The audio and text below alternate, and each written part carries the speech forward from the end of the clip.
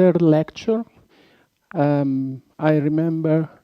remind you the outline after an introduction at the physics of CMB anisotropy that we saw in the first two lectures. We have now two lectures in which implication of Planck data and future perspective share this last two lectures. So as also you have seen that even if DR3 release, the last release of Planck data was in 2018, is still the standard for CMB. And you have seen also the lecture of Professor Rebolo, how it was important also for the activities of this center, of this observatory. So in a nutshell, Planck was an ESA mission selected in '96 and launched in 2009 and operate until 2013. It was a precursor of another merging that we saw more recently for Euclid. It was a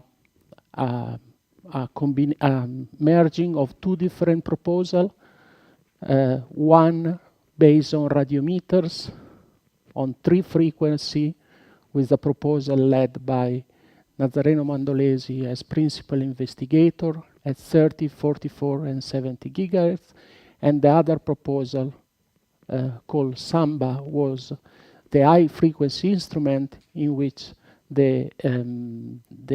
led by Jean-Luc Pouget, composed by 6 frequency channels and in total 7 frequency channels from 30 to 353 include polarization. So this was really a big endeavor of this mission. We had a cosmological release, the first one in 2013, nominal mission, 15 months, just temperature data, followed by a second cosmological release in 2015, where now it included the full mission data, 29 months for the high frequency channel, high frequency instrument, and 48 for month for the low frequency instrument, which require a different cooling system. So it was included the full mission of temperature data and the first release of polarization data. We had then a final cosmological release in 2018 with full mission data in temperature and polarization. So it was a project of the European Space Agency with instruments provided by these two consortium from France and Italy, and contribution from NASA and also from Denmark as far as the telescope is concerned. Okay, so many different institutions for this 20 years endeavor. Planck was conceived to measure the anisotropy in temperature to basically scales, angular scales, in which the capability to extract cosmological information was due to the ability to subtract foreground residual and secondary anisotropies rather than beams and instrumental noise. So you see here, as an example, the 143 channel. You have indeed that the instrumental noise and beams are just a contribution with respect to all these astrophysical contaminants.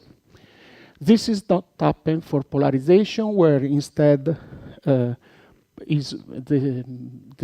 noise is relevant at high multiples and as well as the angular resolution. Okay. So we saw last time this 3 temperature, polarization, and temperature polarization cross correlation. And as we also mentioned, another building block of the baseline likelihood was the CMB lensing, which basically trace the deflection along the line of sight, along the path to the observer of CMB photons by the intervening structure formation at low redshift. We mentioned the contribution of lensing to temperature and polarization. So, then you can also reconstruct the deflection angle, and in this plot, by this very nice review from Anthony Lewis and Anthony Challinor, you see the contribution from the redshift to the total power spectrum of the deflection angle.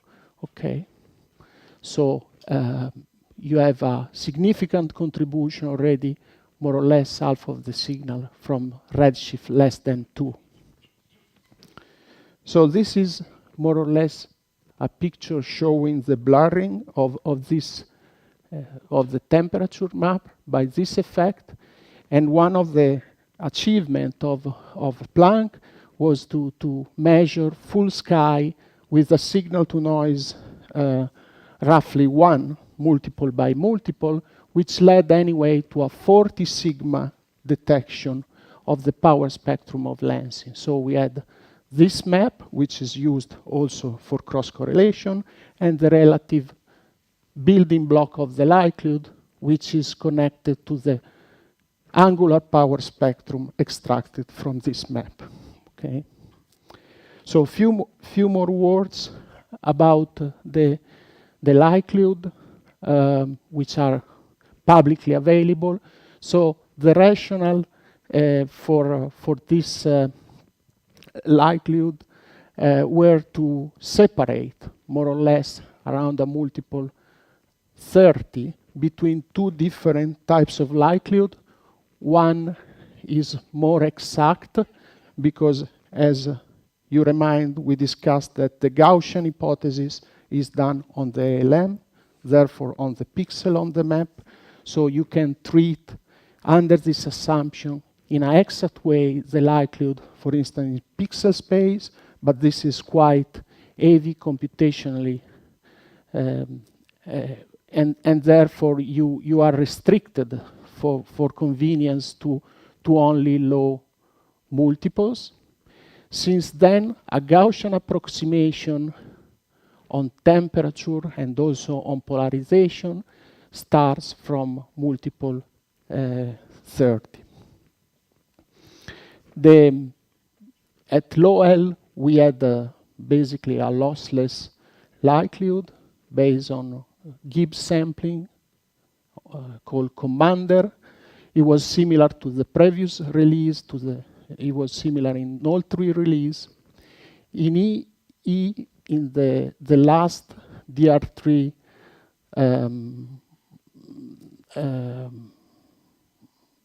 data release, we had a high frequency instrument likelihood denoted by low E, and which has been is an updated from a 2016 contribution. Okay.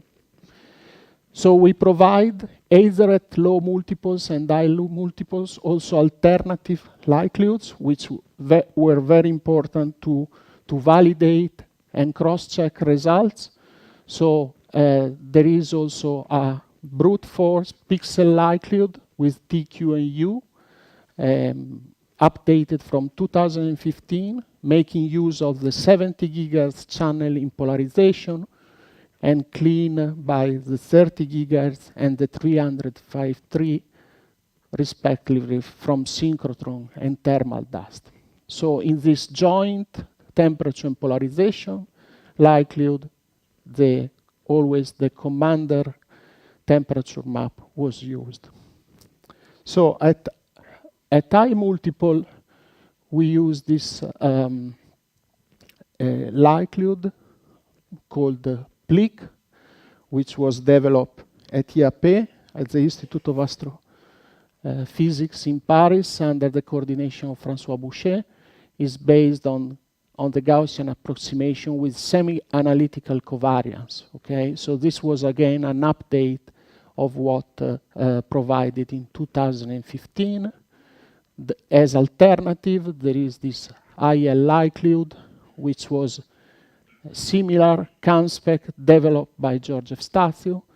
And then there is also, it's important to stress that at high likelihood, at high multiples, you basically use different frequency maps and you fit at the same time cosmological parameters and foreground and calibration parameters, okay? And there was for this alternative instead, there is a marginalization of the foreground and nuisance parameter, and it provides just a likelihood for the cosmological parameters, okay? For the lensing, just to mention the range of multiples in which this likelihood has support. So it's from 8 to 400 for the last release, and again this updated with additional multiples between 8 and 40 in this last release. It was an improvement with respect to the first two releases. So I'm mentioning, I have mentioned the likelihood delivered with the 2018 data. This obviously has not stopped to further improve the characterization of Planck data as a legacy for cosmology, okay? So there have been other attempts after this release from the Planck collaboration to provide either new maps, and there was an important collaboration beyond Planck led by Ericsson and in Oslo to deliver the next generation processing of Planck LFI data, okay? And then there was also a fully independent pipeline called NPipe, and actually has been also dubbed with data release 4, including both LFI and HFI data with different calibration with respect to what was the DR3 release. There was also work separately on the two likelihood. There was an update of the pixel joint temperature polarization likelihood, unifying low frequency instrument 70 GHz data with WMAP.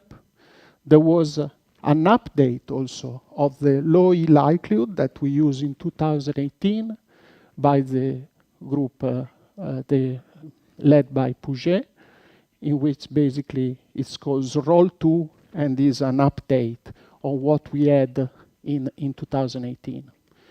There was a lot of work also on CAMSPEN, always led by George Efstathiou, working on optimized mask and different clinic approach.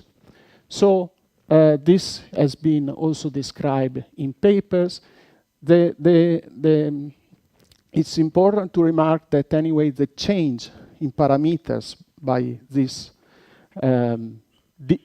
further approach are within 1 sigma. So these are very important approaches which characterize better the Planck data, but in parameters the shift are always contained, and this approach are consistent.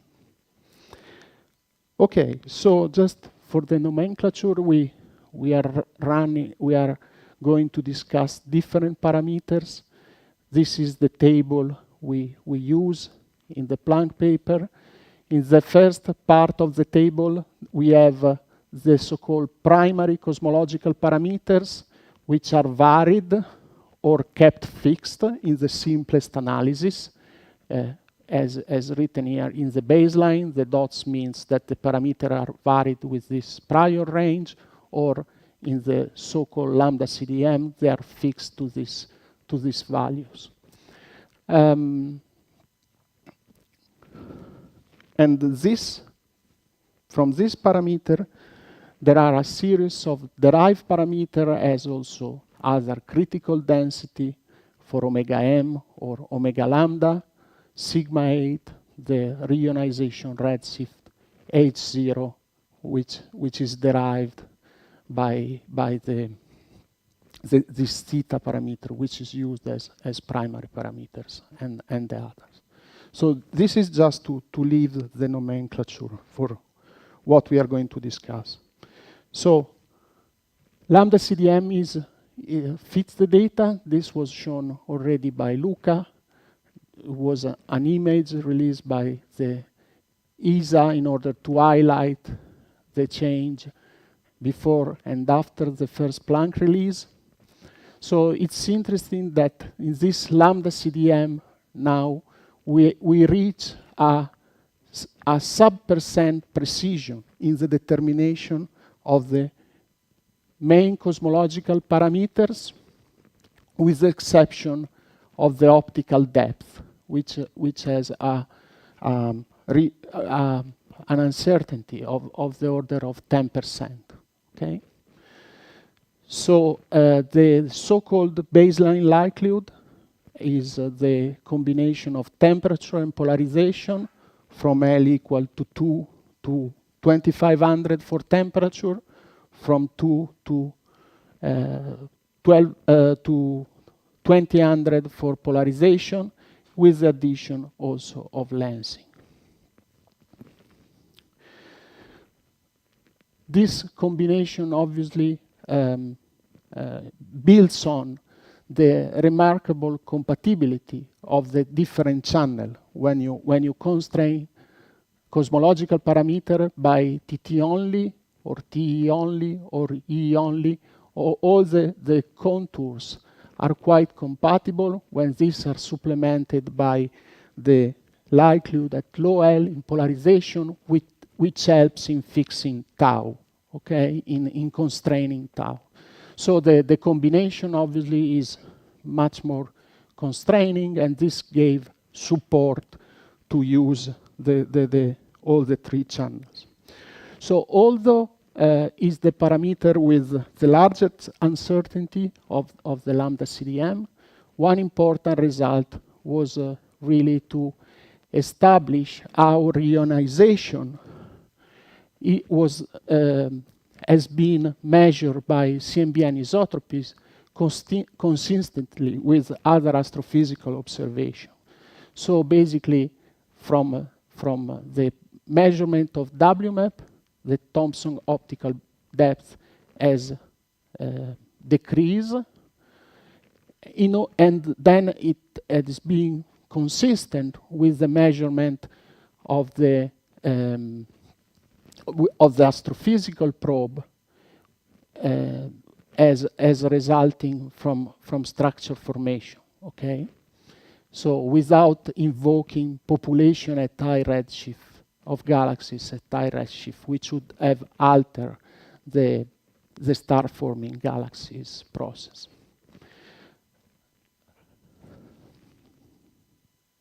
Just another connection with the first lecture.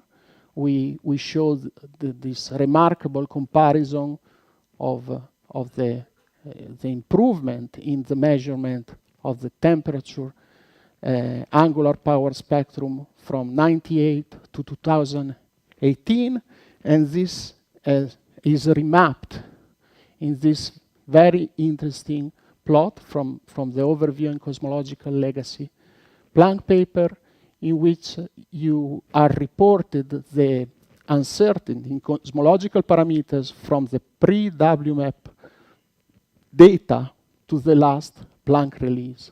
So we see the improvement in the parameter, which is quite remarkable over the years, and for all the parameters that we already discussed for the lambda CDM, but also important extension as the tensor to scalar ratio and the FNL parameter, which are important for inflation.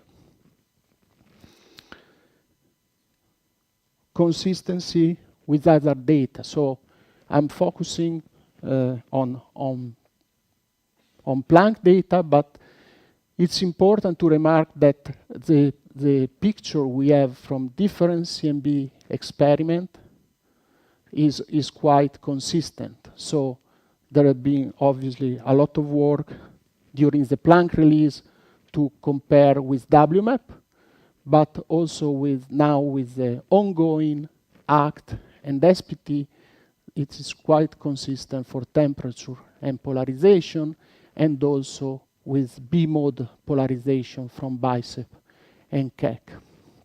Although this is really more precise in terms of B-mode polarization. This holds also for the CMB lensing, where you see the Planck measurement of the power spectrum compared with SPT and DACT. One point that it's interesting to remark is the consistency, again, with WMAP. That was discussed in a paper in 2016. One important change from the WMAP era was a redetermination of the optical depth.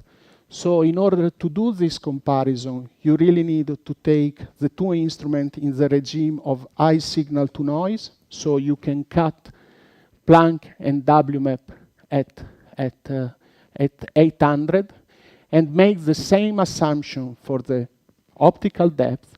And then you see that in this region of multiples, where both instruments have a high signal to noise, the determination of parameters is quite consistent.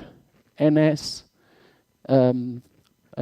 omega B, and H0.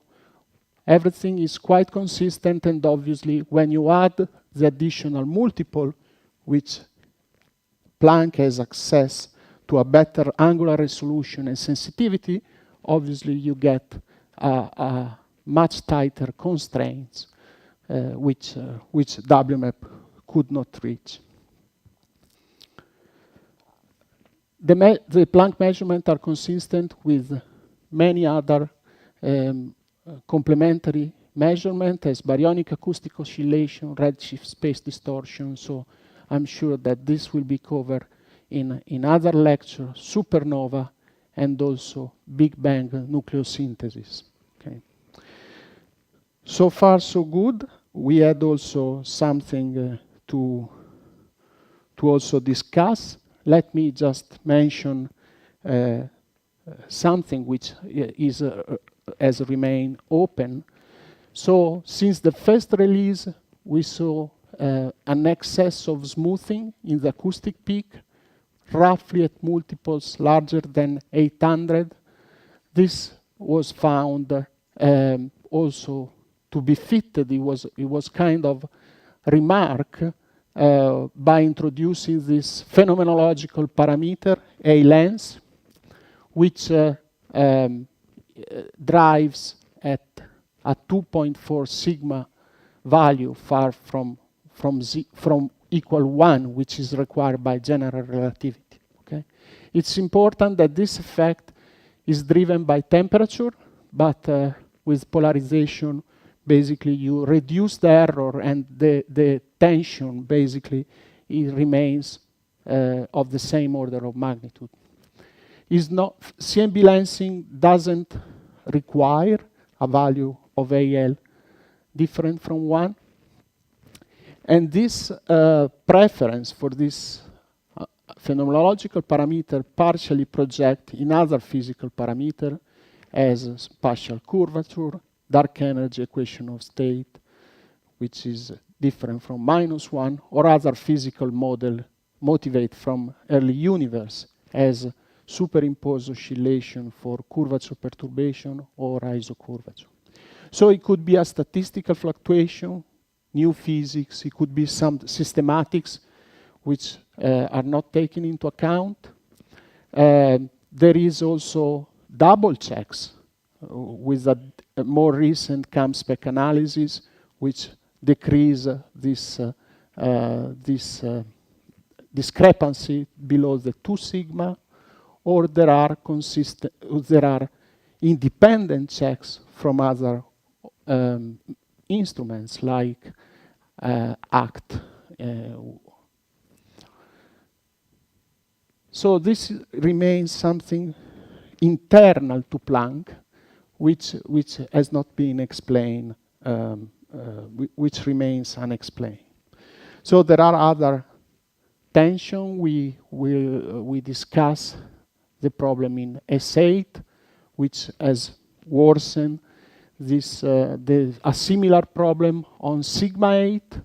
So at the time of the third release, we had also available the dark energy survey data, with which we were very consistent, and then there are the most discrepant result is with the kids and the subsequent release. So tension in H0. So this is really the case which has attracted more attention in the literature, because now has increased actually to very high significance. So the model-dependent determination of H0 in lambda CDM was in tension at 3.6 sigma with the SHOES measurement in 2018. So this is not a tension with just Planck data.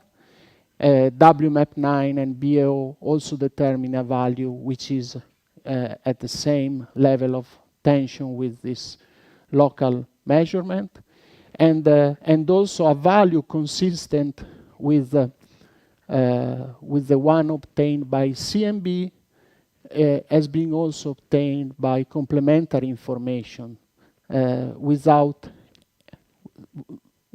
any CMB, with baryonic acoustic oscillation, supernova, and some prior motivated by Big Bang nucleosynthesis. So this tension has increased now, is become at 5 sigma, because SHOES result at the end of last year has now brought this result at 73.1 plus or minus 1.1. So this is another very important tension, which, however, is one has to keep in mind also that this SHOES result is not there is not consensus on this. We have also determination of H0 always by supernova by different methods, which are lower value, which would be more consistent with what we obtain by CMB. So with this, I conclude the part on lambda CDM. Let's look at constraints on extension. So lambda CDM is sufficient to describe the data, and we have not found any extension for just Planck data, which provides an improvement in the fit at the statistical significant level. So we have an important number of constraints. The first one that I'm going to discuss is on neutrino physics. When we relax the assumption of keeping the NF fixed, we get a constraints compatible with 3 family of neutrinos, and the bound is so tight that now the value of H0 does not move much from the lambda CDM value. So this maybe you can read in the literature that when the tension with SHOES data started, we had the possibility to have an extra relativistic degrees of freedom in order to explain this discrepancy in H0. Now the bounds, with the help of polarization, lensing, baryonic acoustic oscillation, is so tight that this explanation is not really very compelling. So we have these bounds on the neutrino mass, which is quite close. The 95% confidence level upper bound is quite close to the value of the hierarchy, of the inverted hierarchy, the minimal value of the inverted hierarchy. So, and all this improve on the previous Planck result. So it's important, as it was written also in the table, that the lambda CDM is based, assumes a neutrino of 60 milli electron volt fixed. So when we open up when we allow to vary m nu, we quote this bound. Okay. This is something that Luca probably has already shown.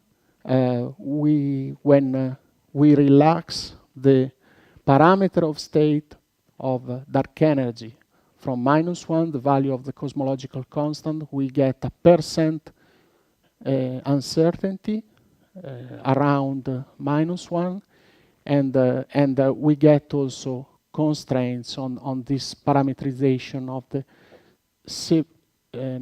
Chevalier, Polaski, and Linder, omega 0 and omega 8, that Luca also discussed. So CMB is really important to constrain inflation and early universe. So this, let's remember that really the CMB pattern has the lion's share for constraining the primordial fluctuation.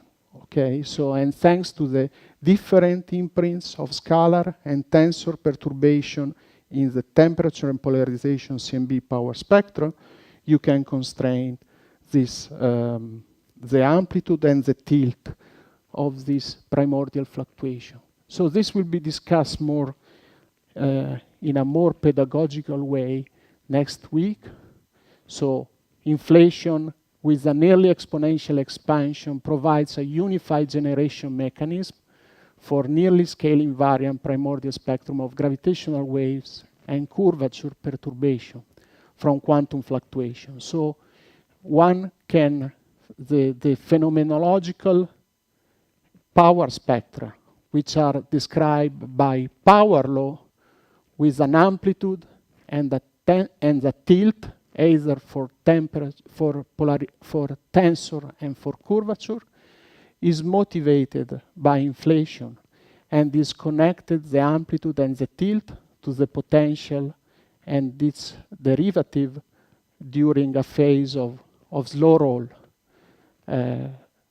driven by a simple scalar field with a kinetic, with a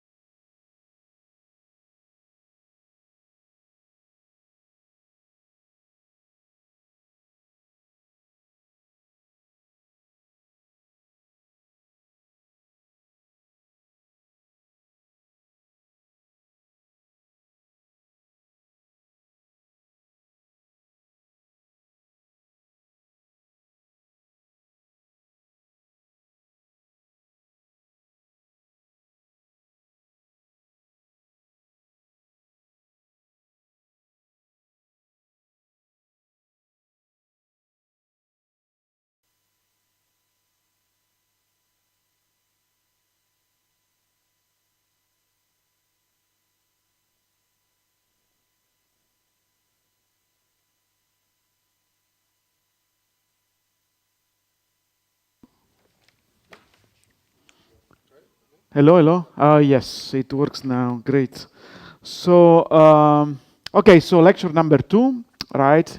So yesterday we looked a bit at the intensity mapping. So intensity mapping in several incarnation of it, but the most important one, the one that I spent more time describing was the one on 21 centimeter, right? And there, I hope I kind of convey the message to you that we were probing the atomic hydrogen content by mass, right? And so poor angular resolution, exquisite radial resolution, and it's kind of, big halos which possibly contain H1, which provides us with the signal. So today we will be looking instead at the intergalactic medium, which offers a complementary view. So these are some references. You will find lectures online. And so if you had to remember just one slide from today's lecture, probably this is the one, right? So what you see here in the top left corner is an actual observed spectrum of a distant quasar. And so while here it's of course a simulation here. And so what you see here is that you have the Lyman alpha emission line, and over on this side of the spectrum you have this set of absorption features which is very prominent.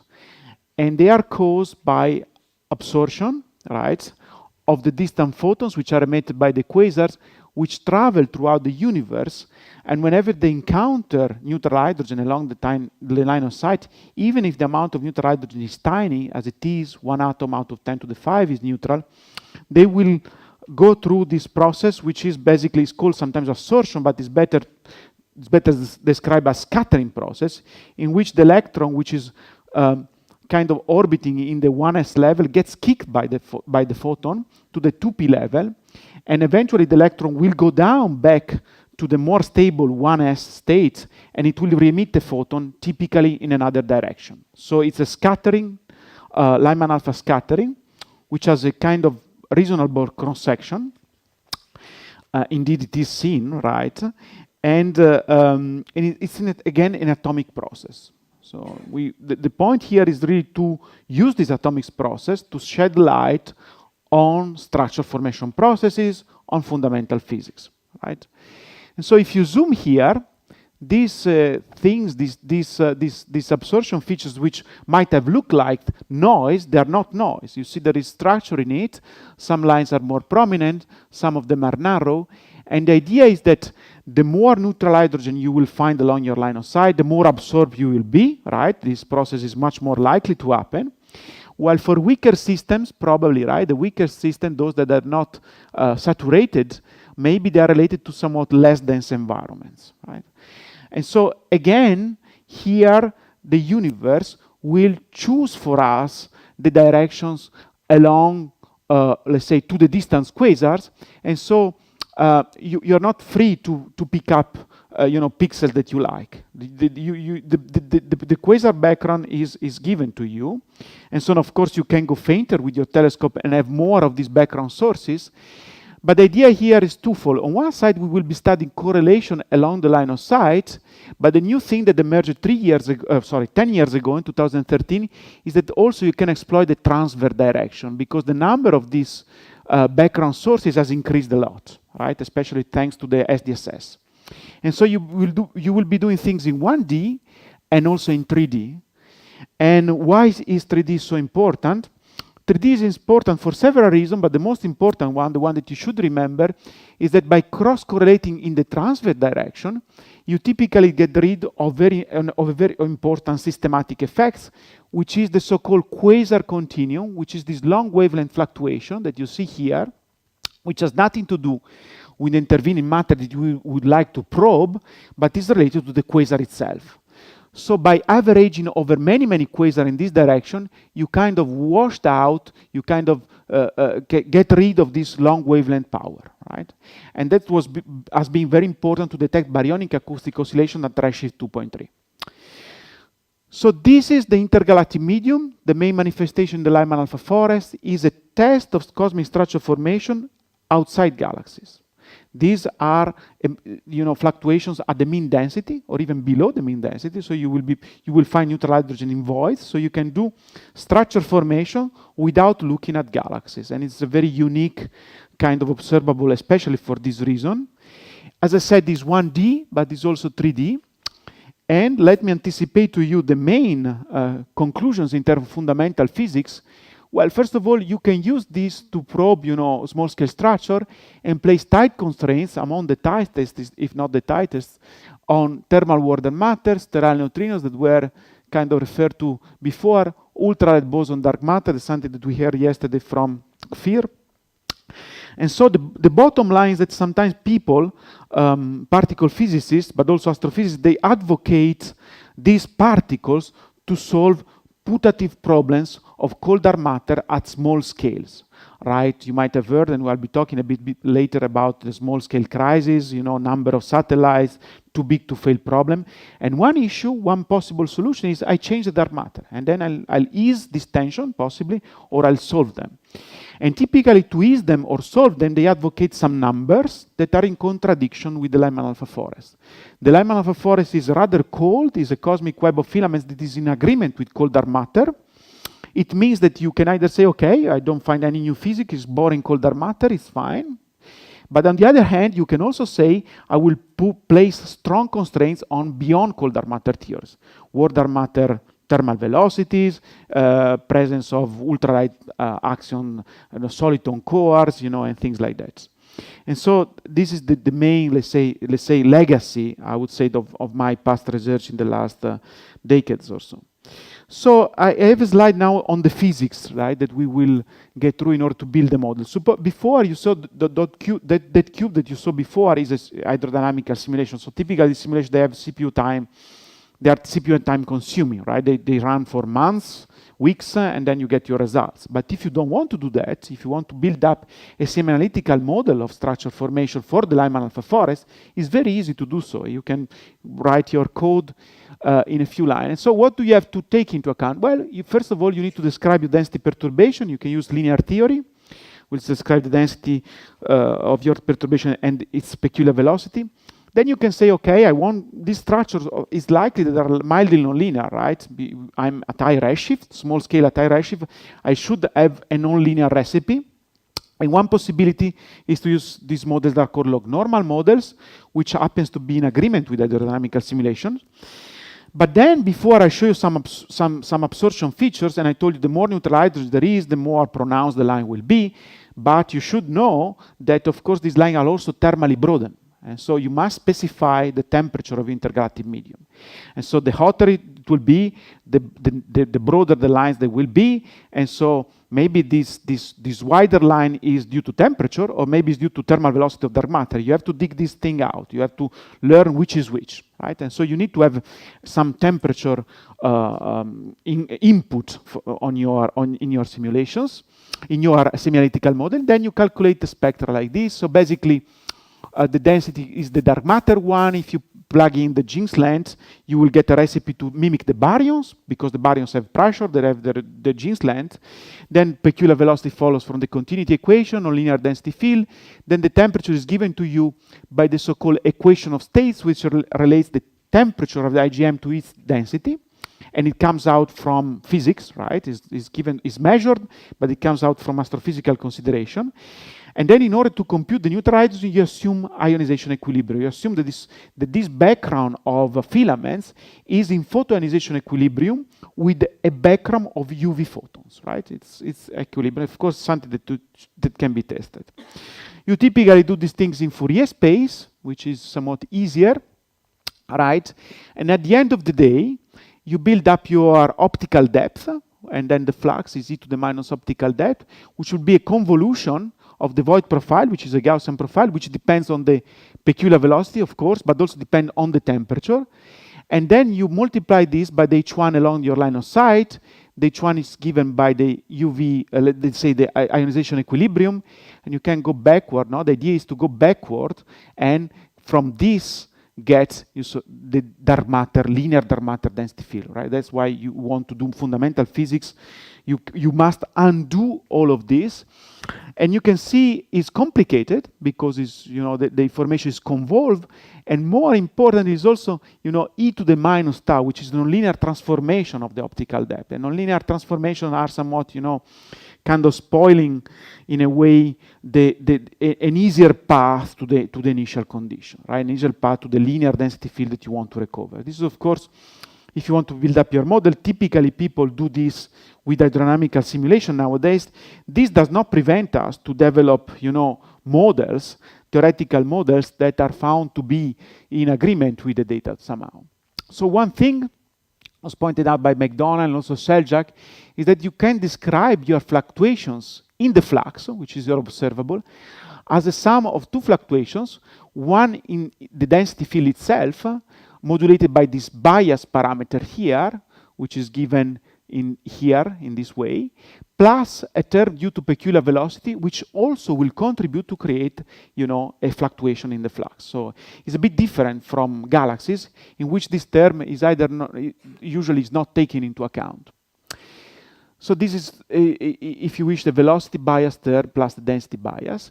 And then you can build up models of the 3D flux power, which are reminiscent of what you do in galaxy redshift surveys. There is the linear power spectrum, there is this bias term with the power of 2, and then there is this redshift space distortion term, let's say.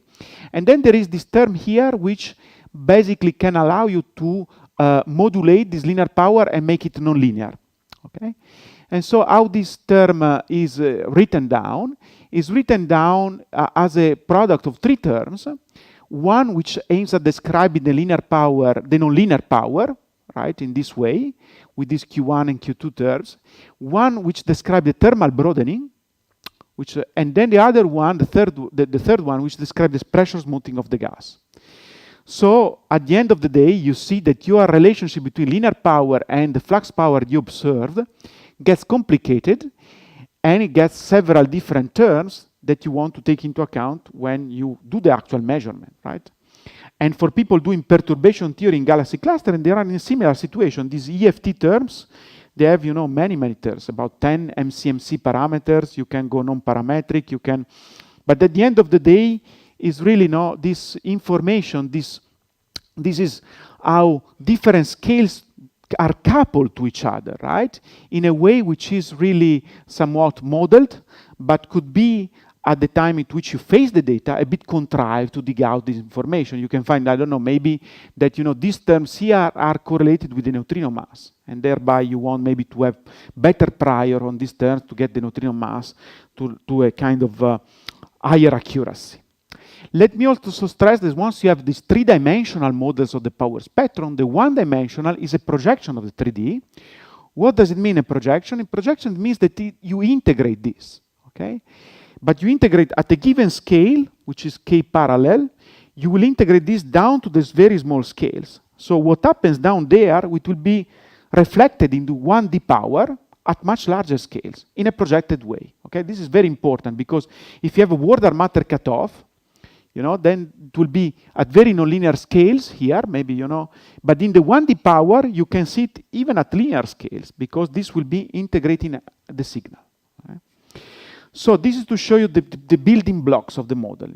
Okay? So you get a bit of the sense of the ideas that there is physics behind, right? Otherwise you won't. To some extent, again, as for lambda CDM, we have, a kind of consistent model. Also for the H1, we have a consistent model, which is based on CDM, and which reasonably fits the data over a wide range of column densities. What is this column density? It's the amount of H1 which is along your line of sight attached to each absorber. So you will have 10 to the 13 absorbers, and you have many, many of them. And you have 10 to the 22 absorbers, and we have fewer of them. And so you have these models, which is the red line, passes more or less reasonably well through the data, apart from some inconsistency here, which we are, of course, aware of. We claim that this model is a good fit to the data. There might be other models that fit the data equally well. So we think that this is the best guess model. So we start from this to, let's say, explore new physics around this model. So this, you know, if you have a relationship between column densities and density of the dark matter, this will correspond to filaments, even underdense filaments. This will be the outskirts, and only this part here will be connected to the halos. And galaxies, you know, are here, and so this will be peripheries of halos, or, you know, halos themselves. And so it's really a unique range of column densities, a unique range of, in terms of numbers of absorbers that you will probe in the IRC universe. And we have lots of data there to compare with, to constrain the models that I showed in the slide before. So there are key questions right here. So for example, the first one, is there a consistent model for the H1 evolution in the post-ionization universe? And the thing is that sometimes you learn much more from the observables that you cannot fit rather than those that you can fit. Before I show something that you fit, but there are some things that we don't fit. Then to what extent the H1 traces the underlying structure formation process? Yesterday we saw a scale-dependent bias, for example, for the intensity mapping. The H1 halo model, the shot noise was also a problem on small scale. To what extent this H1 is influenced by galaxy formation? And ideally, you can already pick up in your mind that this will be a small effect, right? Why? The universe chooses the lines for you through the quasar that you have behind. And so in order to affect statistically these lines, you really have to ask that the cross-section with galaxies, they are repository of these astrophysical processes, like galactic winds, supernova feedback, must have a large cross-section, right, to pollute your line of sight significantly. It's possible, so you can be quantitative in this, but in a way we know that the cross-section is small, and we know that this will be a second-order effect. Those of you who are interested in galaxy formation, they can use this, you know, to constrain feedback model. And then most importantly for this audience is there evidence on new physics, order matter, neutrino masses, and geometry of the universe. So people now do these things using hydrodynamical simulation. This is Eval Pukvine, Jamie Bolton, two collaborators of mine, and we developed this kind of simulations that are running supercomputers. So typically this is 40 megaparsec, and galaxies here are just dots, like those little dots that Fear was showing yesterday. And here what we are after is to get a convergent kind of statistics for what fills most of the volume, right? So you want to have, you know, the information correctly modeled here, because this little thing, this big void is going to be more important than the dots. Okay, so you want to address galaxy formation, of course, astrophysical processes as well. Let me also show you in the simulation you can do what you want. Basically, here you can see the building up. Sorry, why doesn't it show the building up? Oh, it doesn't show. It was supposed to be a movie. It's coming, sorry. So you see the density is growing, the temperature is dark, at some point the universe gets ionized, so re-ionized, if you wish, gets heated up, and so you see it starts to be red, and the dense regions will be, you know, yellow, so hotter, maybe there is shock heating. The H1 fraction, of course, will be dependent on the density, on the temperature, and on the underlying UV background. This is the projector peculiar velocity field in a slice, and so you see the arrows tend to feed the filaments, tend to accrete over the filaments. And so there is a wide set of questions that you can ask, right? Even due to galaxy formation, you can maybe pick up a halo that is not accreting and see where it will end up, threshold is 0. You can do environmental studies like in the cosmic web and see how this relates to galaxy formation. So again, in terms of data, we are lucky. Most of the data are public, and those that are not public, they become public very soon. And the breakthrough in the last 10 years were made by SDSS. They have about 200,000 quasar spectra, very poor signal to noise, very poor resolution, but many of them, they were used to detect BAO, to place a tight upper limit on the neutrino mass. You have medium resolution, X-shooter, which is used to measure the temperature, which is an astrophysical nuisance for us.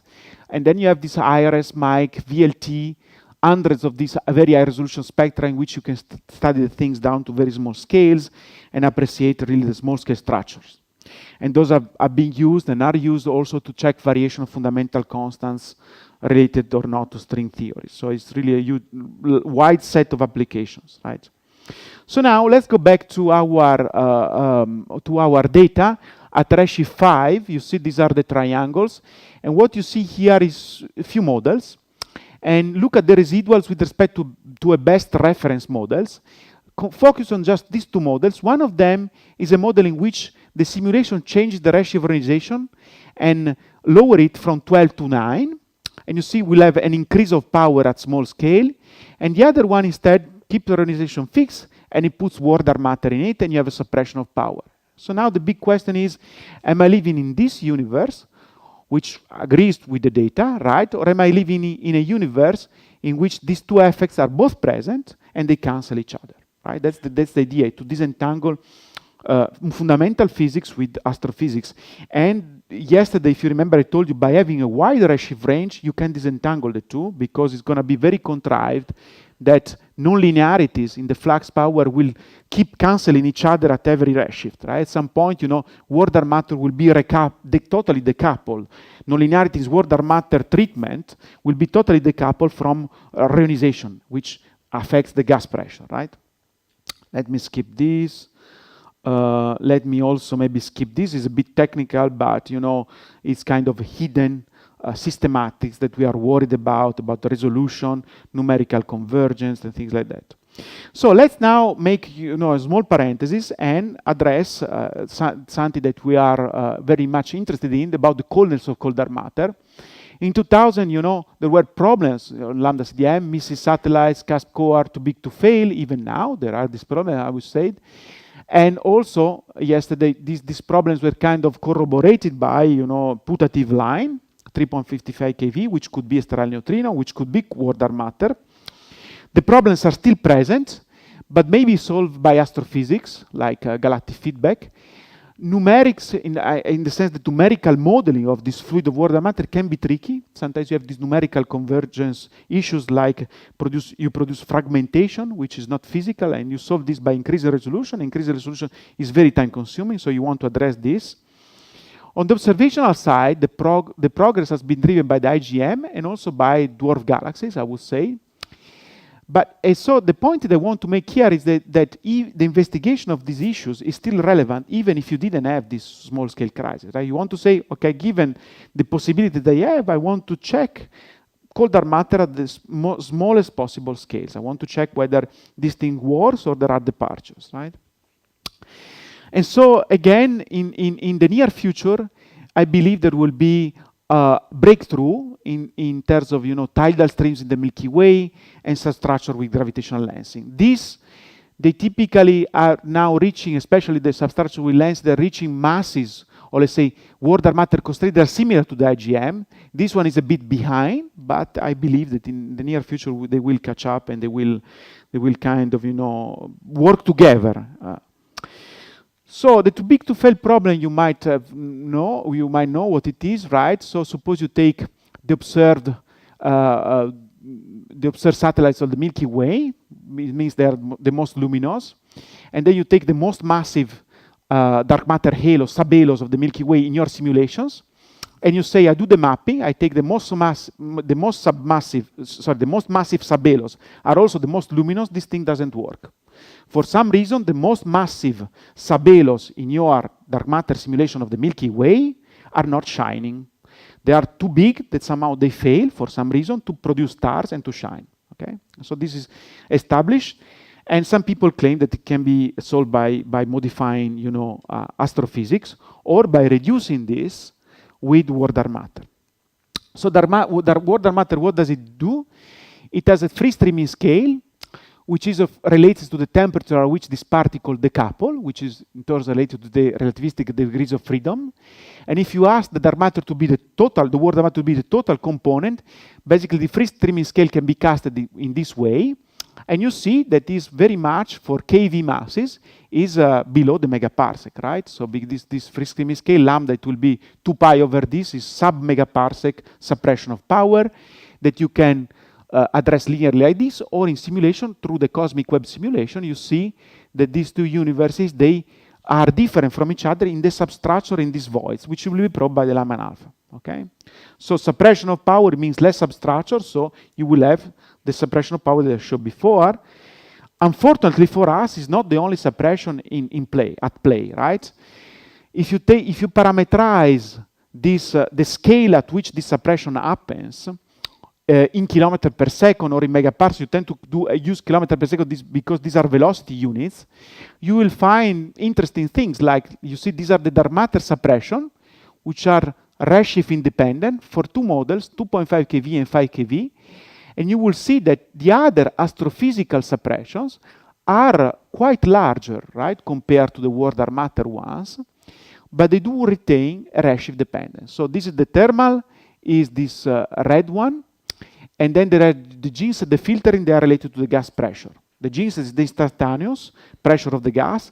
The filtering takes into account also the previous thermal history, and is a much closer representation of the fact that the gas is smoothed at these scales.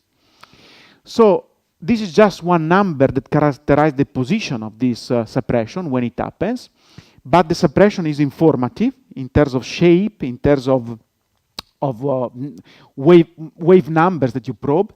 And what you see here is a very nice plot that I made already 10 years ago, but it's still valid to some extent.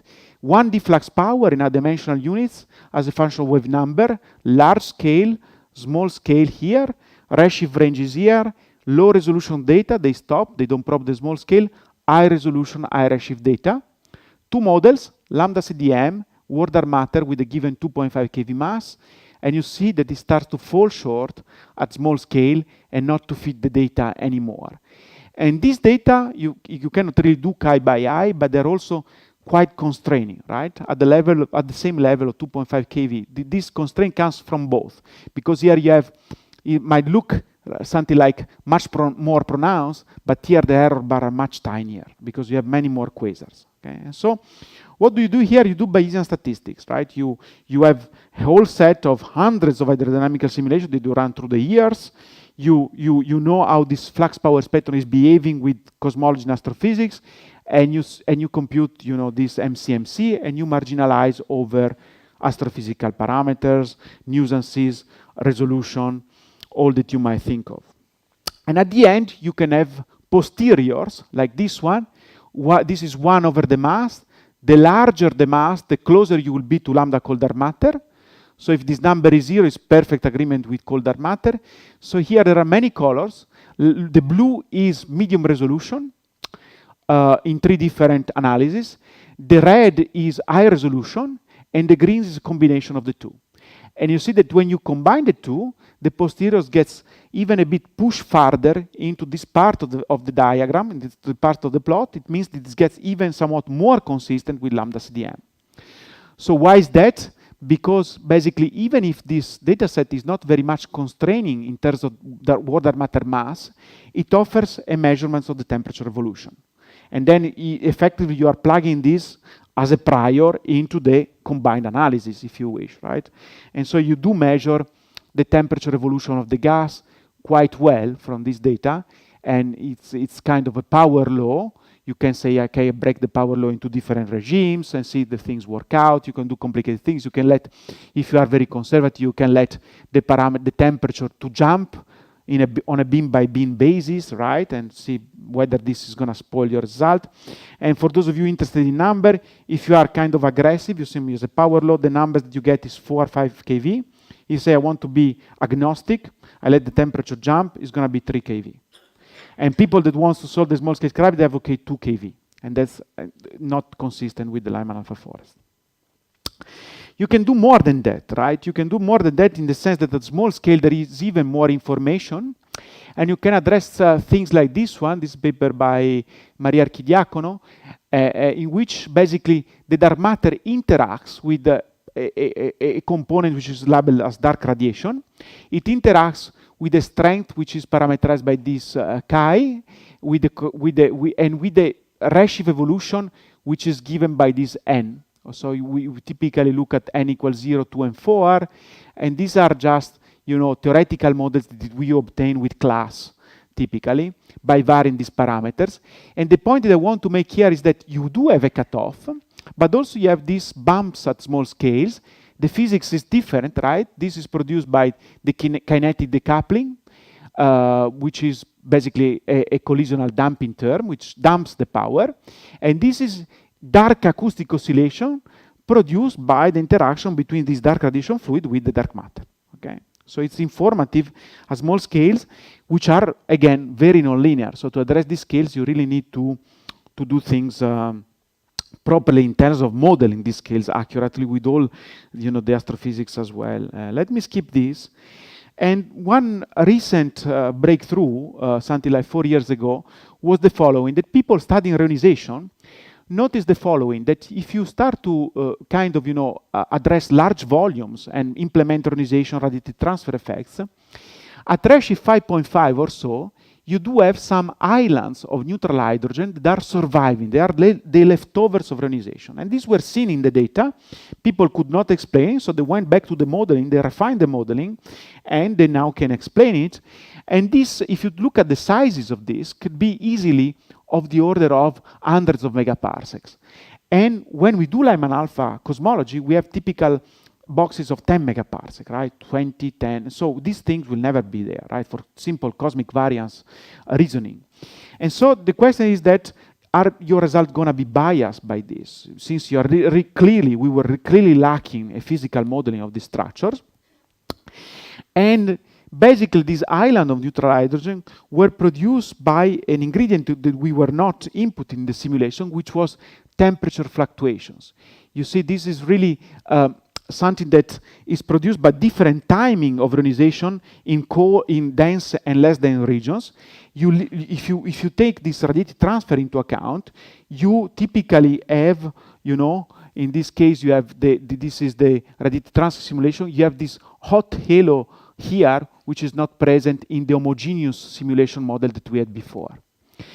So the question is that how this propagates to the flux power, and it propagates in the following way.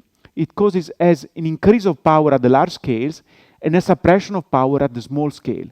This is a thermal broadening of recently ionized regions, and this is due to fluctuation in the ionization structure of your cosmic web, right? And so you want to implement this in a template fitting procedure into your chains and see whether or not your order matter results are, let's say, spoiled by this or changed.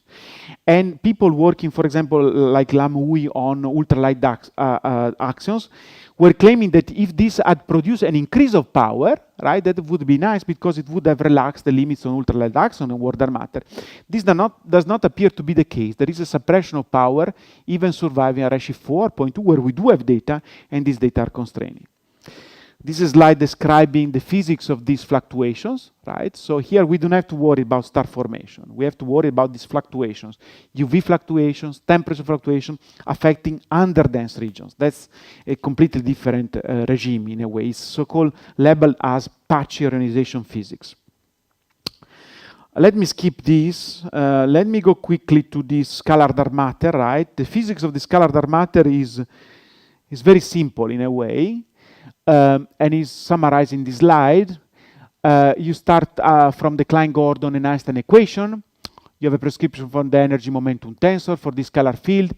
You define the oscillating field like this, and basically you define the density and the velocity in this way. This is the relation between the density of the field and its velocity to the actual field value. Then you plug this into the equation, and you get an Euler equation for this fluid, and a continuity equation which differs from the standard case for this term here, which involves, let's say, third derivatives of the density field itself. Effectively, this is a pressure term that you can code up in the differential equation, right, and get the linear prescription easily. And in practice, once you can modify the body code to account for this term relatively easily, with SPH, smooth particle hydrodynamic, or with grid codes, and people have worked on this, and they got very nice simulations. In terms of structure formation, it produces, again, a cutoff, similar to order matter, but a bit steeper, actually. The shape is steeper. And the cutoff is present, and also, if you allow this component to be a subdominant component or a dominant, you vary the fraction of this, you do have a plateau structure that appears at smaller scales. So then you can ask yourself, okay, I can go back to my data and see whether I can constrain this from the Lyman alpha forest data. Similarly to order matter, but a bit differently because the shape is different. Very quickly, I hope that Fear will talk about this, right? These are the embodied simulation, beautiful, cohorts, the solitonic cohorts, this intermittency pattern. You can cross-check this with the data, see if it reproduces the data or not. I like a lot this dark matter candidate because in a way it's over-constraining, it's over-predictive. The set of, you can tackle this from many different sides and see whether if it survives the comparison with the data. Typically no, at least for some masses, but it's, unlike other models, it's very much constrained. So not surprisingly, right, the Lyman alpha 4 is also kind of constraining, and this is 1 over the mass of this fuzzy dark matter, this ultralight axion. Again, this is the posterior, and if the green case, you combine low resolution, high resolution, you get in this part, and the masses are between 2 and 4, 10 to the minus 21, while people who want to solve the small-scale crisis, they typically evocate masses that are at least or an order of magnitude smaller, right? At least. So 10 to the minus 22 is typically advocated. Here we are a factor 20, 40 larger. Again, you know, this will produce a suppression of power at these scales that is constrained by the data, especially, you know, the high redshift. Why is the high redshift important? Because there you will be closer to the linear behavior. Non-linearities didn't have the time to spoil your signal. You're still linear, right? You're still closer somehow to primordial information. Another thing that is maybe to some extent interesting is, again, yesterday I mentioned it briefly, to search for relativistic effects in your large-scale structure. And here, there is a point to make that you can also cross-correlate the Lyman alpha with the quasar, and you have a cross-correlation function, which is the Newtonian, which are usually dealing with, a part due to magnification, this to the relativistic effects. And the leading terms for these relativistic effects, they typically scale as the differences of the two biases of the tracers. And the bias of the quasar is 4, the bias of the Lyman alpha is 0.1. Okay, so it's a huge difference. And so this, in this case, you really boost these relativistic effects. We made an estimate. This can be seen by DESI with a signal to noise of 7, and DESI is taking data now. So the data release is the first data release is actually, an early data release is actually in a month from now. And these people, they already started to model in these effects, right? In their actual data analysis of EBOS, finding no evidence for this, but I'm pretty sure they will produce an evidence. Let me skip this, maybe it's a bit too technical. Let's talk about neutrinos. Neutrinos produce at the linear level suppression of power, right? This is the ratio of massive neutrinos simulation, total power over a universe in which neutrinos are massless. So there is just this, the ratio of total matter over cold dark matter as a function of scale. Here we stop with linear theory, and then you say, okay, I want to go non-linear. You can do two things. You can use perturbation theories. This is a kind of, actually it has a halo model, so it doesn't work. You can use simulation. With the perturbation theory, you can probably stop at 0.3, 0.4, but the simulations, if correct, of course, they will offer you really a kind of huge parameter space to explore, right, in terms of wave numbers. Where baryons are expected to have a role, where also, luckily for us, other observables like the weak lensing that we'll see lecture number 4 is also expected to have constraining power. So the neutrino free streaming is linear, is both non-linear.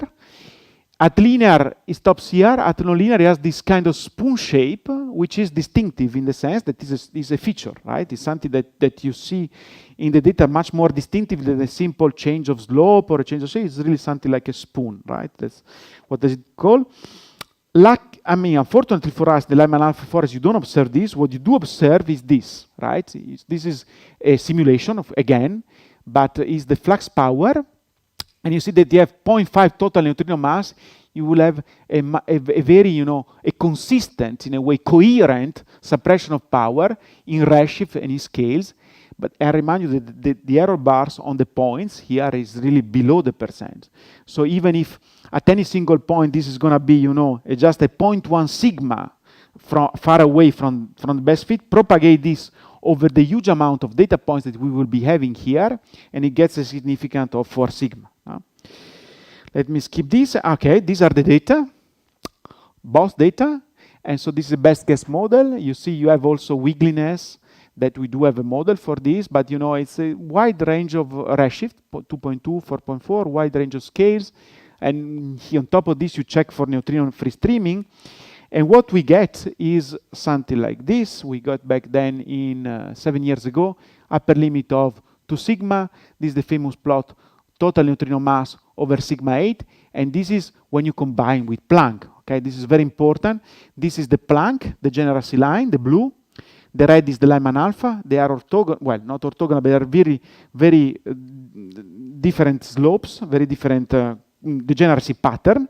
Once you combine them, you get squashed into this part of the parameter space. Think about it. Planck, as we saw before, measures things at large scales. Lyman alpha at small scales. You have this long lever arm. Neutrino suppression is very much constrained. Pivot from the CMB, Lyman alpha constrained. So the two, they work together, right? Without each other, you don't get this improvement. And so this number is, again, one of the most constraining. The other thing that was a breakthrough is the geometrical state of the universe. 10 years ago, Anders Lozar, Nicola Busca, they basically complement this nice galaxy clustering pattern here. These are galaxies with the high redshift Lyman alpha forest. Here, each red line is a quasar. Is a quasar spectrum. Each blue dot is a quasar position, right? It's a quasar itself. So out of this colorful part of the diagram, you can do three things. Autocorrelation of the blue points, autocorrelation of the red, and the cross, right? And really get all the biases. People did that. Let's look at the autocorrelation, detection of the baryonic acoustic oscillation, monopole of the correlation function, quadrupole of the correlation function. You do have this bump here, and might not look very significant. At that time, it was 3 sigma. Now it's probably 5 sigma. There is covariance between these data points. So again, you cannot do really chi by eye. And here the point, you know, when you're after just the position of the peak as they were, things gets a bit simpler in the sense that you are not asked to model this BB, which is the broadband power, successfully. You could, but it's difficult.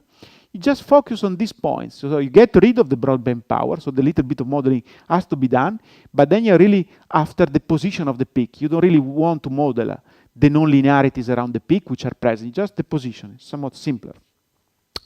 So at that time, they got this very nice plot here, which is baryonic acoustic oscillation at redshift 3, 2.3 actually, angular diameter distance, because they exploited the angular direction, Hubble distance, and this is the autocorrelation Lyman alpha, cross correlation is the red Lyman alpha quasar. You combine them and you get 1 sigma and 2 sigma here, and this is the best fit. Planck was down here, right? And so at that time they were claiming a 2.7 sigma discrepancy with Planck, which is going to be very difficult to reconcile. It was very difficult to reconcile because typically it's very difficult to make this point going here because these two, DH over NDA, they tend to grow together or decrease together. They typically tend to go like this, right?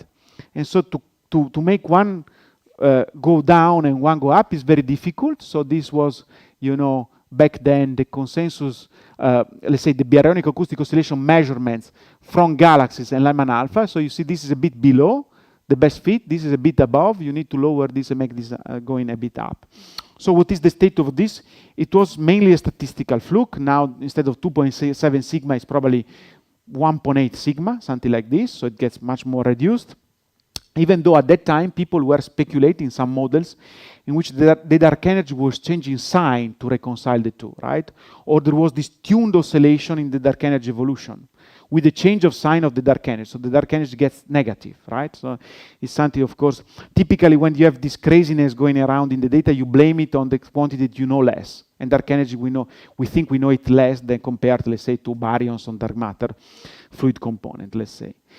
But it's interesting. Again, let me also point to a relevant thing that these baryonic acoustic oscillation in Lyman alpha are again orthogonal to the one of galaxies. And so once you combine them, you really gain a lot. And what is this orthogonality due to? Is due to the fact that the model itself that is lambda CDM that you need to interpret your data to compare with the data is different, right? Redshift 3 and redshift 2. At redshift 3, you are matter dominated, and maybe at redshift 0.1, dark energy is also dynamically very important, right? So these are more recent findings, Dubourg et al. 2001. You see, this is the Planck value, and it got down below the 2 sigma level. So we are very happy about this. And a new thing here, the latest development is now people also started to fit the broadband power, to look not only around the peak here, but also to look here and here. And again, maybe not surprisingly, you can learn a lot about also, astrophysics. In this case, because these points are also contaminated by astrophysics, by metals, for example, things like that. So DAISY is going to be possibly a breakthrough. Why? Because they're going to do this much more, let's say, extensively, right? In the sense that DAISY will have luminous red galaxies.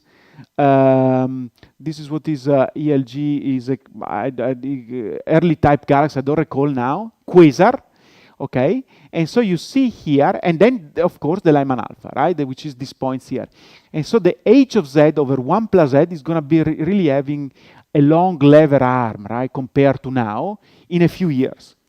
And so any cosmological model that will impact this redshift, dark energy, even the free streaming of neutrino, even though here we are considering background quantity, will impact on this data and will be heavily constrained by this data of the high redshift universe. Let me conclude, and then maybe a few questions. So again, compared to the intensity mapping we saw yesterday, this is more quantitative. It's a more advanced field of research because we have more data, right? And so I showed you, I hope I gave you the idea of the physics behind, and I show you how to perform quantitative cosmological estimations. This is focused on the high redshift, and Lyman alpha forest is the main manifestation. 1D, but also 3D to measure baryonic acoustic oscillation detected 10 years ago in autocorrelation and cross-correlation with quasar. Thereby, the IGM is an established, probe of the dynamical geometrical state of the universe. When I was starting my PhD 20 years ago, something like that, there were still people thinking that the IGM was produced by galactic winds.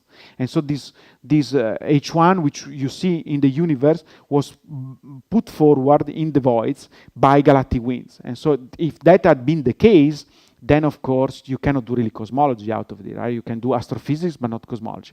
After 20 years, the things, of course, luckily for me, is radically different, right? Wide set of scientific questions, which I addressed only partly. I didn't want to go too technical, of course. Dark matter nature, neutrinos, BAO, early dark energy models.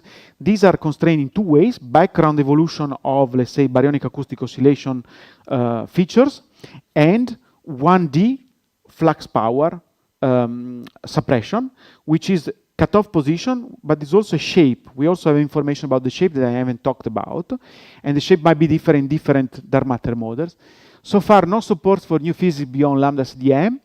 Exciting times ahead. There is DAISY, but there is WEAVE, again, which is a European, of course, project. And there is ANDES, which is the high-resolution, very high-resolution spectrograph, which will be mounted on top of the ELT. Of course, Europe is part of it. And that will be... we have Espresso now, by the way. Espresso is also taking data. And Andes is going to be, the further development of Espresso to check also for small-scale intergalactic medium physics, let's say. So, thank you. I end up here and in time, I guess. Yeah, thank you.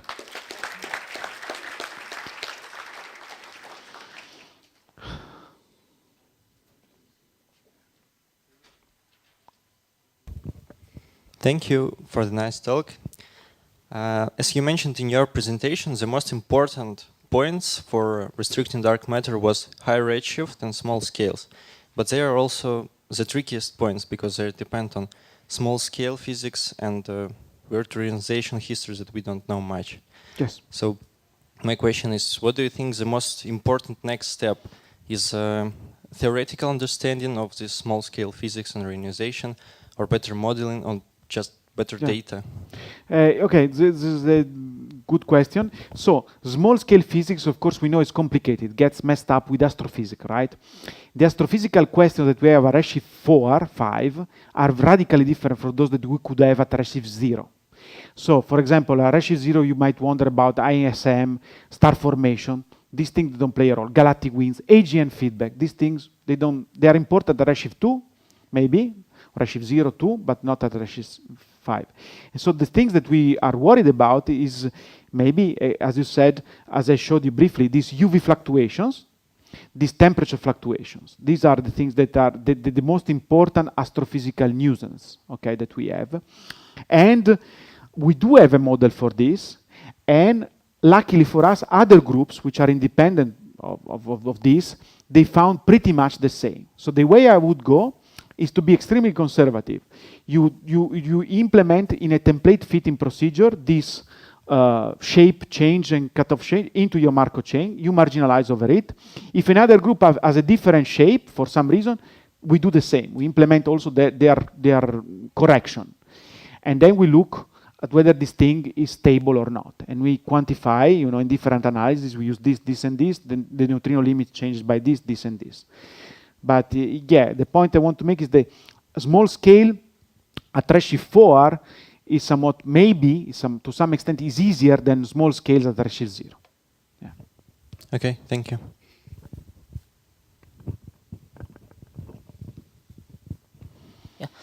Thank you for the talk. So, I'm interested in the BAO constraint on the H and the omega matter. You could, that figure.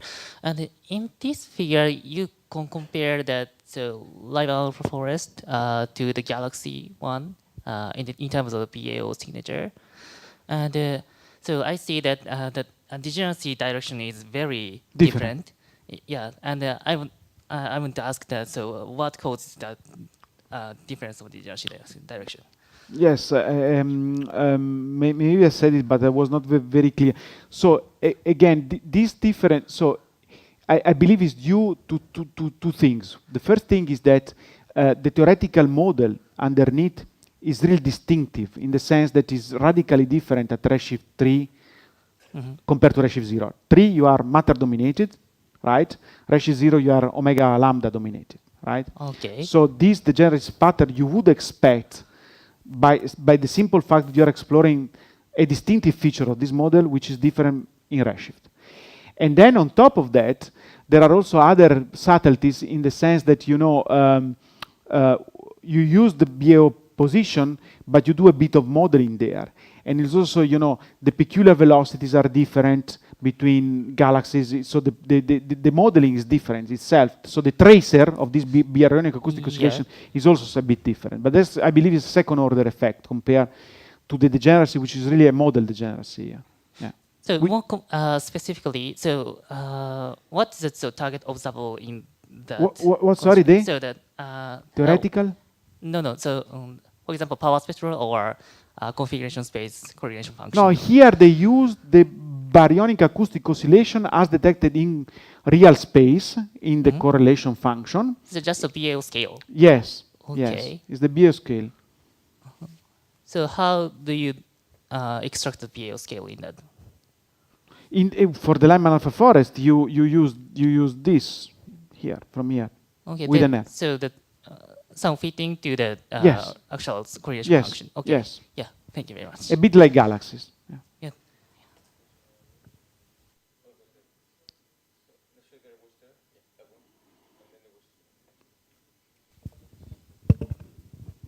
Thank you. I have a question.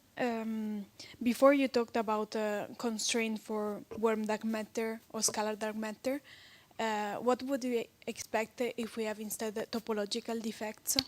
What, like, do you have an intuition? What are the features that we expect if there are cosmic strings or domain walls? Can we constrain them? Or monopoles, things like that. Yeah, I mean, there are people working on this. I believe that this is somewhat also could be connected to magnetic fields, right, somehow, at least the monopole. I haven't worked on this, so I cannot give you a definitive answer. But again, in a way, it would be interesting to explore, provided this, again, is a statistical, in a way, estimate of the distribution of matter in the universe. So if these cosmic strings, domain walls, do have an impact in terms of cross-section, in terms of intersecting, you know, Lyman alpha forest line, maybe my naive expectation will be that they will change the correlation structure of this, right? Maybe, I don't know, if there is domain wall, you'll see more, you will see some anisotropy, let's say, in this, right?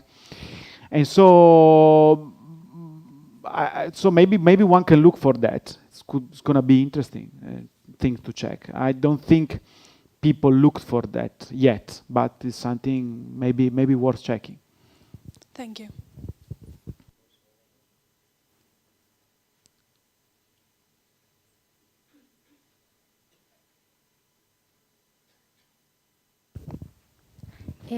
If you have Lyman alpha, you should have also H alpha.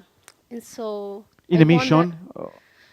Okay, yeah, in emission, but in this case it's absorption. And Okay. so I wonder if also is it possible to looking for H alpha forest? That's a good question. What I know is that if we have Lyman alpha, we also Lyman beta, and sometimes Lyman gamma and Lyman delta. So we use this information sometimes. So if Lyman alpha is saturated, you look at Lyman beta, and it's typically not saturated, and you get a better recovery of saturated regions. For H alpha shouldn't it be more connected, as far as I know, to star-forming regions? And in that case, these are not star-forming regions. So what I would expect is that the incidence rate of H alpha, either in emission or in absorption, will be much smaller compared to Lyman alpha. And so maybe, you can use it to get to understand, for example, how many galaxies you intersect along the line of sight, and do maybe, astrophysics. Yeah. And just a comment, it seems to be again a tension between these new cosmological proofs using Lyman alpha forest with the high redshift, very, very high redshift CMB Planck. And so I would like to Tension in terms of what? In the cosmological parameters that you showed before, that this is very hard to be consistent. Oh, wait a second. Yeah, this one, no, the last one. No, this No, one. the other one. Sorry. This one. No, come back. No, because here I see something different. It's no cosmological. This one? parameters. Okay, no, and so this is fine. I was thinking that another No. plot is cosmological. It's fine. There is a tension that I will talk about the last lecture about the sigma 8 value that we recover from the Lyman alpha, which is a bit high compared, for example, to cluster number counts compared to Planck. Yes, that is what we think is a small tension. Yeah. But in this case, no, they fit. Thank you.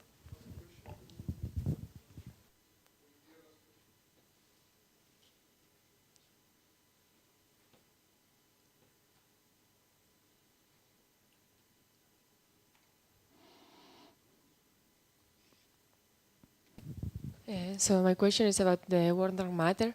So you said that you can test whether dark matter is warm or not, but more in the scale.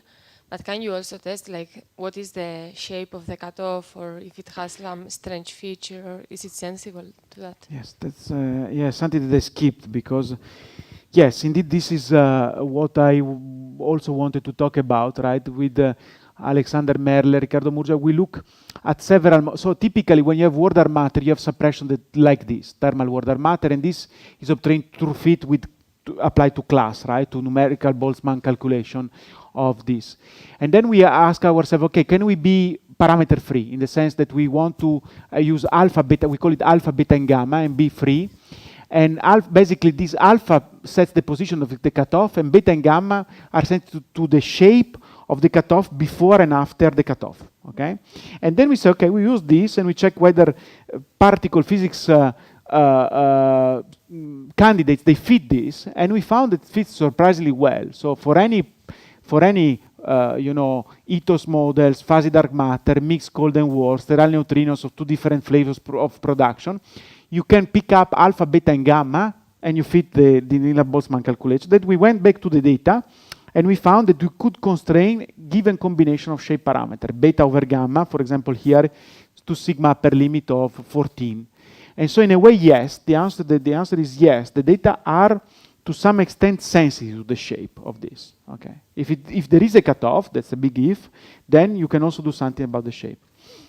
Just one thing that I haven't talked about, there is also a usage of the Lyman alpha forest for fundamental physics in terms of energy dumped by fundamental physical process. For example, you know, dark matter annihilation, dark matter decay, they heat up the intergalactic medium, you can constrain it. Also, we have an application recently with a dark photon, with Andrea Caputo as the first author, which the dark photon converts, is a putative particle extension of the standard model, converts into active photons, and they, by free, they heat up the intergalactic medium redshift 0, and you can constrain this model somehow.